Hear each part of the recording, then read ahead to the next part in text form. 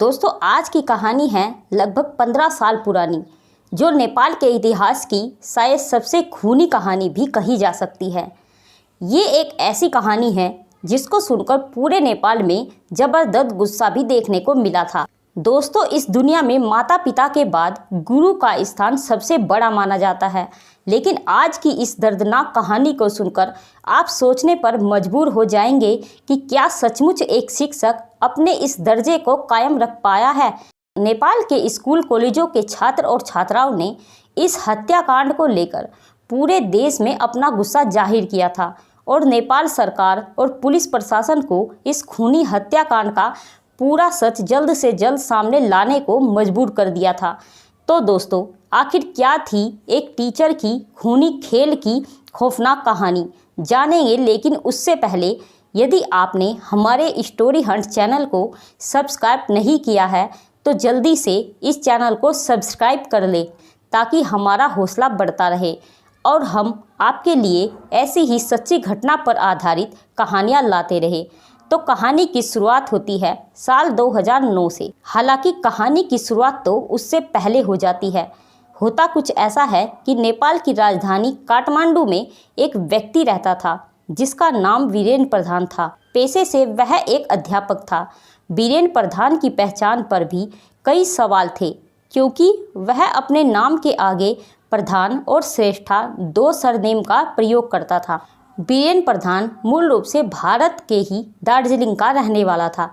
लगभग 20 साल पहले वह भारत छोड़कर नेपाल चला गया था और वहीं पर एक कॉलेज में साइंस का टीचर बन गया था। जैसा कि वीरेन बहुत ही संपन्न परिवार से ताल्लुक़ रखता था, तो उसने जल्दी ही नेपाल में अपना खुद का एक घर भी बना लिया था और उसी घर के कई हिस्सों को उसने किराए पर चढ़ा रखा था। अब बात कर लेते हैं इस कहानी के दूसरे अहम किरदार की, यानी ख्याति श्रेष्ठा की। साल 1990 में नेपाल के एक शहर विरतनगर में एक बच्ची का जन्म होता है, जिसका नाम बड़े प्यार से ख्याति श्रेष्ठा रखा जाता है। ख्याति अपनी माँ राधा श्रेष्ठा और पिता गोपाल श्रेष्ठा की इकलौती संतान थी। ख्याति बचपन से ही बहुत ही होशियार और इंटेलिजेंट लड़की थी और 10वीं तक की पढ़ाई उसने यही विरतनगर में रहकर ही की थी। लेकिन उसका सपना एक पायलट बनना था। उसके लिए उसके माता पिता ने किसी अच्छे स्कूल से उसकी 11वीं और 12वीं कराने का फैसला किया। इसके लिए उन्होंने नेपाल की राजधानी काठमांडू शिफ्ट होने का फैसला किया और वे लोग विरतनगर को पूरी तरह छोड़कर काठमांडू आ गए। और अब यहीं से इन दोनों किरदारों की एक कहानी की शुरुआत होती है। जैसे कि ख्याति श्रेष्ठा का परिवार काठमांडू में शिफ्ट होने के लिए आया था, तो वे लोग वीरेन प्रधान के घर में ही किराए पर रहना शुरू कर देते हैं। कुछ दिनों तक सब ठीक चलता है, लेकिन फिर इसी बीच वीरेन प्रधान अपना घर बेचने की बात करता है, जिससे ख्याति और उसके माता पिता को भी घर खाली करने को कहा जाता है। अब जैसा कि ख्याति की 12th की पढ़ाई की बात थी, तो वे लोग किसी ऐसी जगह पर मकान लेने की बात करते हैं जहां से ख्याति के स्कूल की दूरी कम हो, और होता भी ऐसा ही है। ख्याति का एडमिशन काठमांडू के जुबिलियंट कॉलेज रिसर्च सेंटर में करवा दिया जाता है और वहीं पर वह अपनी 12वीं की पढ़ाई करनी शुरू कर देती है। फिर एक दिन 5 जून 2009 को ख्याति के पास उसके मोबाइल पर एक मैसेज आता है, जिसमें वोमेन मैगजीन की तरफ से उसे लकी ड्रॉ में इनाम मिलने की सूचना दी जाती है। मैसेज में दावा किया जाता है कि इनाम के रूप में उसे 20,000 रुपये और नेपाल के सबसे खूबसूरत टूरिस्ट प्लेस पोखरा की टिकट देने की बात की जाती है। जैसे ही ख्याति इस मैसेज को चेक करती है तो वह चौंक जाती है, क्योंकि इससे पहले वह कुछ सोच पाती तुरंत ही उसके फ़ोन की घंटी बजती है और उधर से फ़ोन पर उसी मैगज़ीन की तरफ से एक लड़की बात करती है और इनाम दिए जाने की बात कहती है। कॉल पर लड़की ख्याति से कहती है कि वो अपने इनाम की राशि और पोखरा का टिकट लेने के लिए दोपहर 1 बजे के आसपास बताए गए पते पर पहुंच जाए। इसके बाद ख्याति अपने माता पिता से कॉल और मैसेज पर इनाम दिए जाने की बात कहती है। बेटी को 20,000 रुपये मिलने और पोखरा का रिटर्न टिकट मिलने की बात पर माता पिता भी खुश हो जाते हैं, लेकिन ख्याति की मां राधा श्रेष्ठा ख्याति को अकेले भेजने पर ऐतराज जताती है। और उसके साथ अपने नौकर राम को भेजती है। राम ख्याति को लेकर बताए गए पते पुताली सड़क के पास पहुंच जाते हैं। जैसे ही वे दोनों उस पते पर पहुंचते हैं तो वहां पर उनकी मुलाकात एक लड़की से होती है जो खुद को मैगजीन की प्रतिनिधि बताती है। लड़की द्वारा इस पूरी प्रक्रिया में 4 से 5 घंटे का समय लगने की बात कही जाती है, जिसे सुनकर ख्याति राम को वापस घर भेज देती है और खुद घर वापस आने की बात कहती है। इसके बाद मैगजीन वाली लड़की इनाम की प्रक्रिया का हवाला देकर ख्याति को लेकर एक अपार्टमेंट में चली जाती है। जैसे ही ख्याति अपार्टमेंट में दाखिल होती है तो वहाँ एक शख्स को देखकर वह पूरी तरह चौंक जाती है, क्योंकि वह शख्स कोई और नहीं बल्कि वीरेन प्रधान ही था, जो कुछ समय पहले तक ख्याति का मकान मालिक हुआ करता था और ख्याति उसे अंकल बुलाती थी। वीरेन प्रधान भी ख्याति को देखकर चौंकने का नाटक करता है। थोड़ी देर बाद वीरेन ख्याति को कोल्ड ड्रिंक ऑफर करता है। अब जैसा कि ख्याति वीरेन प्रधान को पहले से जानती थी तो वह उसके द्वारा ऑफर की गई कोल्ड ड्रिंक लेकर पीने लगती है और कोल्ड ड्रिंक पीते पीते इनाम से जुड़े हुए कुछ पेपर्स देखने लगती है। अब जैसे ही ख्याति कोल्ड ड्रिंक पीती है उसके कुछ समय बाद ही वह बेहोश हो जाती है और ज़मीन पर गिर जाती है, क्योंकि कोल्ड ड्रिंक में बेहोशी की दवा मिली हुई थी। ख्याति के बेहोश होने के बाद से ही उसका कोई पता नहीं चलता है। उधर वक्त गुजरता रहता है। दोपहर से शाम हो जाती है, लेकिन ख्याति घर पर नहीं पहुंचती है तो उसके घर वाले परेशान होने लगते हैं और बेटी की तलाश में माता पिता इधर उधर भटकने लगते हैं। तभी शाम को ख्याति के पिता के फ़ोन पर एक मैसेज आता है, जिसे पढ़कर ख्याति के पिता के पैरों तले से ज़मीन खिसक जाती है, क्योंकि मैसेज में साफ साफ लिखा था कि उन लोगों ने ख्याति को किडनैप कर लिया है और उसकी सलामती के लिए फिरौती के तौर पर 10 लाख रुपयों की मांग की जाती है। लेकिन ख्याति के पिता मैसेज का अगला हिस्सा पढ़कर पूरी तरह से बेचैन हो जाते हैं, क्योंकि उसमें साफ साफ लिखा था कि अगर उन लोगों ने पुलिस या किसी को भी खबर दी तो वे लोग ख्याति को जिंदा नहीं छोड़ेंगे। अपनी इकलौती बेटी के इस तरह अगवा किए जाने की खबर मिलने के बाद घबराए हुए ख्याति के पिता तुरंत अपनी पत्नी से बात करते हैं और ये खबर सुनकर ख्याति की मां पूरी तरह घबरा जाती है। अब पति पत्नी इस उलझन में थे कि अगर उन्होंने इस बारे में पुलिस को बताया तो कहीं किडनैपर्स उनकी बेटी को मार न डालें, क्योंकि किडनैपिंग और मर्डर में ऐसे अनगिनत किस्से उन्होंने सुन और देख रखे थे। किडनैपिंग के ऐसे मामलों में अक्सर यही देखने को मिलता है कि जैसे ही किडनैपर्स को खतरा महसूस होता है तो अगवा किए जाने वाले व्यक्ति की जान खतरे में पड़ जाती है। लिहाजा इसी डर से पति पत्नी तय करते हैं कि वो इस किडनैपिंग की सूचना पुलिस को नहीं देंगे और 10 लाख रुपयों का इंतजाम करने में जुट जाते हैं, क्योंकि मैसेज में लिखा हुआ था कि पैसों का इंतजाम होने के बाद वो लोग उन्हें आगे का रास्ता बताएंगे। अब ख्याति को गायब हुए पूरा एक दिन और एक रात हो जाती है और अगला दिन यानी 6 जून 2009 आ जाता है और सुबह सुबह ख्याति के पिता के पास एक मैसेज आता है। उस मैसेज के मुताबिक ख्याति के पिता को पैसों के साथ बताई गई जगह बुटवाल पहुंचने की बात की जाती है। अब ख्याति के माता पिता तुरंत ही बुटवाल के लिए निकलते हैं, जिसकी दूरी काठमांडू से लगभग 265 किलोमीटर दूर थी। जैसे ही ख्याति के घरवाले बुटवाल बताई गई जगह पर पहुंचते हैं, उन्हें एक और मैसेज के जरिए किसी दूसरी जगह चितवन पहुंचने को कहा जाता है। इसके बाद ख्याति के घरवाले बिना कोई सवाल किए चितवन के लिए निकल जाते हैं। जैसे ही ये लोग चितवन पहुंचते हैं तो वहां फिर उन्हें एक और मैसेज मिलता है। उसमें कहा गया था कि अब वो लोग सुनोली पहुँचे। अब ये लोग सुनोली पहुँचते हैं, लेकिन सुनोली पहुँचने से पहले आए मैसेज में एक बात खास तौर पर लिखी हुई थी कि फिरौती की रकम को लेकर ख्याति के पिता नहीं बल्कि उनकी माँ आएगी। इसके बाद माँ अपने नौकर राम को लेकर फिरौती के 10 लाख रुपयों को लेकर बताई गई जगह पर पहुंचती रहती है, लेकिन किडनैपर्स उसे एक जगह से दूसरी जगह आने का मैसेज देते रहते हैं। सुनोली पहुंचने के बाद ख्याति की माँ को फिर से मैसेज मिलता है कि आप दार्जिलिंग पहुंचिए। जैसा कि दार्जिलिंग भारत का ही एक शहर है तो 10 लाख रुपयों को लेकर बॉर्डर पार करना मुश्किल था, लेकिन फिर भी ख्याति की माँ बॉर्डर क्रॉस कर कर किसी तरह दार्जिलिंग पहुंचती है। लेकिन अभी भी उस माँ की परीक्षा बाकी थी तो फिर से किडनैपर्स का मैसेज आता है जिसके मुताबिक उन्हें वापस नेपाल के एक शहर काकरभिट्टा पहुंचने को कहा जाता है। जैसे तैसे थके हारे ये दोनों आखिरकार काकरभिट्टा पहुंच जाते हैं और काकरभिट्टा पहुंचते ही उन्हें एक होटल का पता दिया जाता है और वहां पर किसी आदमी के मिलने की बात कही जाती है। ख्याति की मां दिए गए होटल के पते पर पहुंचती है तो वही उसके फ़ोन पर एक मैसेज आता है जिसमें लिखा हुआ होता है कि पैसों के साथ नौकर राम को होटल में भेजा जाए और उस मैसेज में साफ साफ लिखा था कि ख्याति की मां को आने की ज़रूरत नहीं है। राम पैसे लेकर होटल के अंदर पहुंचता है जहां उसे एक शख्स मिलता है। वो राम से पैसे लेता है लेकिन उस शख्स ने अपने चेहरे को पूरी तरह छुपा रखा था जिससे राम उसे पहचान नहीं पाता है। राम पैसे देकर लौट आता है।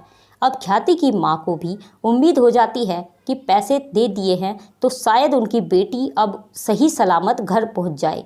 यही सोचते सोचते ख्याति की मां और उनका नौकर राम वापस काठमांडू घर लौट आते हैं। अब उनके पास सिवाय इंतजार करने के कुछ नहीं बचता है और यही सब करने में पूरा दिन निकल जाता है और सुबह से शाम और शाम से रात हो जाती है, लेकिन बेटी वापस नहीं आती है और न ही आने की कोई खबर आती है। और सबसे बड़ी चौंकाने वाली बात ये होती है कि जिस नंबर से अभी तक मैसेज आ रहे थे, पैसे मिलने की बात हो रही थी, वह नंबर भी अब बंद हो जाता है। अब ख्याति के माता पिता दोनों परेशान हो जाते हैं, लेकिन उन दोनों को इस बात का भी डर सता रहा था कि अगर गलती से भी पुलिस को बता दिया तो कहीं वे लोग उनकी बेटी को मार ना डाले। लेकिन अब इंतजार बहुत ही लंबा हो गया था और ख्याति की कोई खैर खबर नहीं मिल रही थी, तो मजबूरन माता पिता आखिरकार पुलिस के पास जाने की बात करते हैं और वे अपनी बेटी ख्याति के अगवा होने की रिपोर्ट दर्ज करवाते हैं।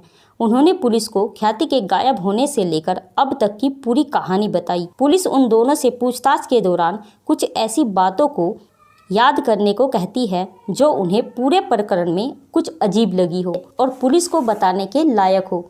तभी ख्याति की मां को एक बात याद आती है और वह पुलिस को बताती है कि जब वे लोग काकरभिट्टा के उस होटल में गए थे तो ख्याति की मां ने वहां पर बीरेन प्रधान को देखा था, लेकिन वह अपनी बेटी की चिंता में उस पर इतना ध्यान नहीं दे सकी और वह पुलिस को बताती है कि वह वीरेन प्रधान को देखकर चौंक गई थी। अब पुलिस शक के आधार पर वीरेन प्रधान के बारे में पता लगाना शुरू करती है और पुलिस को पता चलता है कि वो अब अपने घर पर नहीं है। इसी बीच पुलिस वीरेन प्रधान की पूरी कुंडली खंगाल डालती है।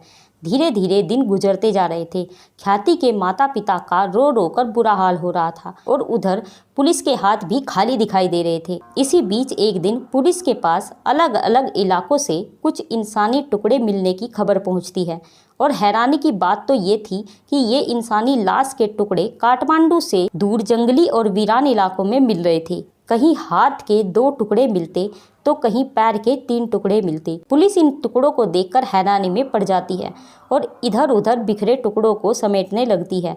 उधर ख्याति को लापता हुए भी 15 दिन गुजर जाते हैं।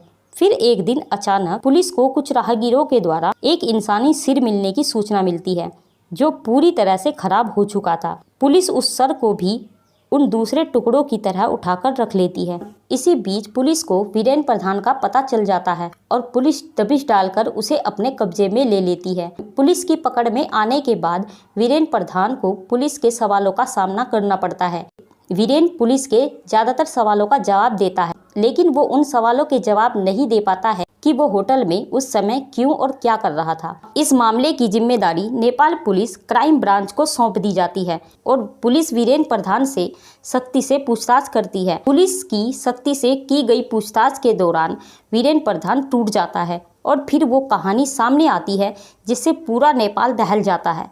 उसके द्वारा बताई कहानी के अनुसार वीरेन प्रधान असम के पैसे वाले परिवार से ताल्लुक़ रखता था और वही काठमांडू में साइंस का एक टीचर था।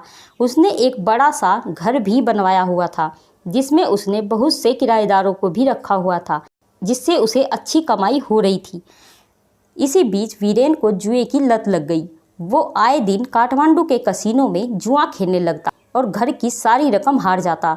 उस पर लाखों का कर्जा भी हो गया था और उसी कर्जे से छुटकारा पाने के लिए ही वीरेन ने काठमांडू का अपना घर भी बेच दिया था और किराए के मकान में रहने लगा था। लेकिन उसका कर्ज भी अभी तक नहीं उतरा था। तभी उसने एक प्लानिंग की। जिससे वो इतनी रकम कमा सके कि उसका कर्जा भी उतर जाए और बाकी बचे हुए पैसों से वह जुआ भी खेल पाए। इसी बीच 5 जून 2009 के कुछ दिन पहले वीरेन को पता चलता है कि ख्याति के माता पिता उसे लेकर काठमांडू आ गए हैं और वही एक किराए के मकान में रह रहे हैं। इसीलिए वीरेन एक दिन उनसे मिलने के लिए उनके घर पहुंचा। वहां पहुंचने के बाद वीरेन को पता चलता है कि ख्याति के माता पिता अपनी बेटी को लेकर बड़े बड़े सपने देख रहे हैं। चूँकि वो पढ़ने और लिखने में बहुत ज़्यादा तेज थी, लिहाजा माता पिता ने अपनी बच्ची को विदेश में पढ़ाने का भी इरादा कर लिया था और इसके लिए उन लोगों ने अपनी कुछ जायदाद भी बेच दी थी। वीरेन प्रधान को इस बात का पता चल जाता है कि ख्याति के माता पिता के पास अच्छी खासी रकम मौजूद है, तो उसके दिमाग में एक खौफनाक प्लान बनता है और वो ख्याति को अगवा करने की साजिश रचता है। वीरेन की इस साजिश में उसकी एक स्टूडेंट भी शामिल होती है जिसका नाम मेरीना साक्या होता है और उसकी उम्र 18 से 19 साल की होती है। और ताज्जुब की बात तो यह होती है कि मेरीना उसी स्कूल की छात्रा होती है जिसमें वीरेन प्रधान पढ़ाता है और वीरेन प्रधान द्वारा उसे पैसों का लालच देकर अपने साथ मिलाया जाता है। और इसी के चलते मेरीना ने ही 5 जून 2009 को ख्याति के मोबाइल पर इनाम जीतने की सूचना दी थी और उसे अपने पास बुलाया था और ख्याति के वहां पहुंचने के बाद वो उसे वीरेन प्रधान के पास ले गई थी। इस पूरी कहानी में मेरीना का रोल सिर्फ यही तक होता है।